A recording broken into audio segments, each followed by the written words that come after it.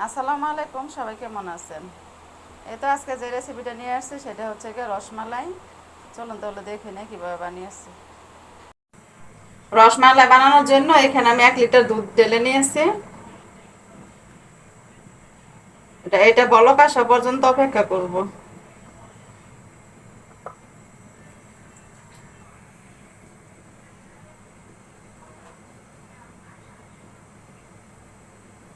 দুধটা বলক এসে গেছে। এখন আমি চুলাটা অফ করে দিয়ে 4-5 মিনিট একটু নেড়ে ছেড়ে একটু হালকা ঠান্ডা করে নিব আর কি। একটা বলক আসলেই হবে।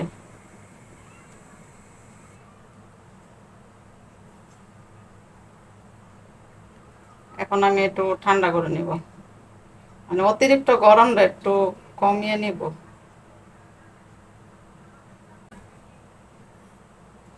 এখন আমি এখানে নিয়েছি পানি আর ভিনেগার।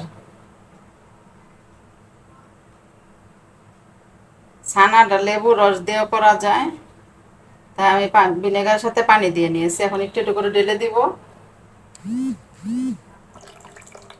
আর দুধটা একটু নাড়াচাড়া দিব। এই যে দুধটা আমার ছানা জমে গেছে, এখন এটাকে ছেঁকে নিব, একটা কাপড়ের ভিতরে ছেঁকে নিব। ছানাটা আমি পানি ঝরতে রেখে দিয়েছি, এখন আমি আবার এখানে দুধের ক্ষীরটা করে নেব আর কি। এখানে আধা 1 লিটার দুধ দিয়েছি, তারপর কিছু দিয়েছি কনডেন্স মিল্ক, তারপরে এখানে দিব কিছু গুঁড়া দুধ, দিয়ে দিচ্ছি গুঁড়া দুধ।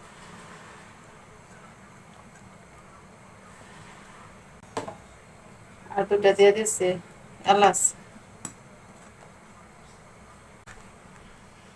তারপর দিয়ে দিচ্ছি চিনি।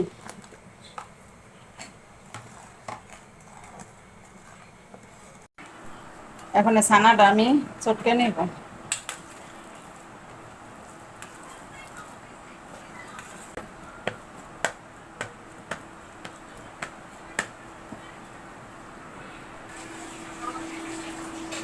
ছানাটা আমার মতো হয়ে গেছে, এখন আমি এগুলো বানিয়ে নেব।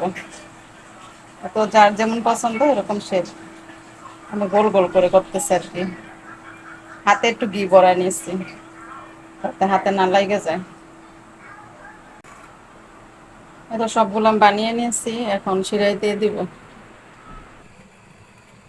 এখানে পাতলা একটা শিরা করে নিয়েছি চিনির।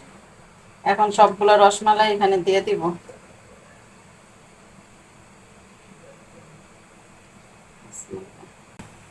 এখন এটাকে আমি ডেকে দিব।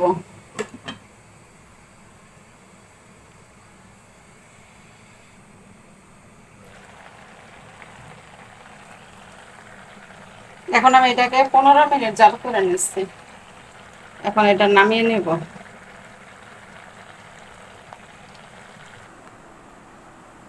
এত রসমালাইগুলো আমি শিরা থেকে জড়িয়ে নিয়েছি, মানে এত সফট হয়েছে।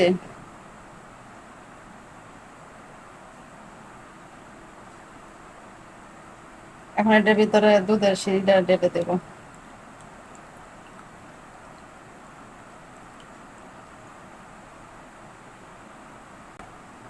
এখন ডেকে রেখে দেব।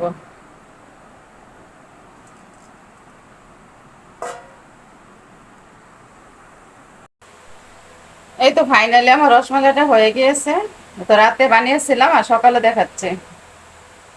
সবগুলা রসমালাই একেবারে শিরাটা খেয়ে, দুধের শিরাটা খেয়ে একবারে তুলতুলো হয়ে আছে।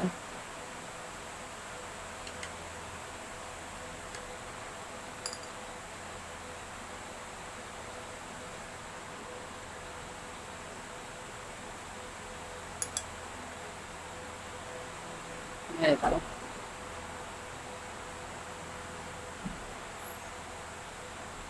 একটু শক্ত নেই।